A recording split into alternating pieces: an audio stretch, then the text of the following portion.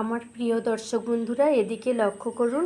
এই যে সজনের গাছটা দেখছেন, যে গাছটা হঠাৎ করে দেখি সমস্ত পাতাগুলো কেউ খেয়ে নিয়েছে।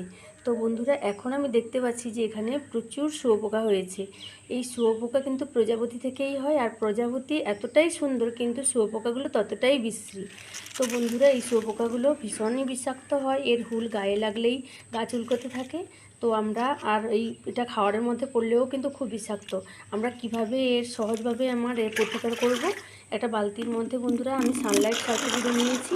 আপনারা পারলে যে কোনো সার্ফ নিতে পারেন। এই সার্ফের গুঁড়োতে জল দিয়ে দিলাম, দিয়ে ভালো করে হাত দিয়ে গুলে নিতে হবে, ফেনা তুলে নিতে হবে।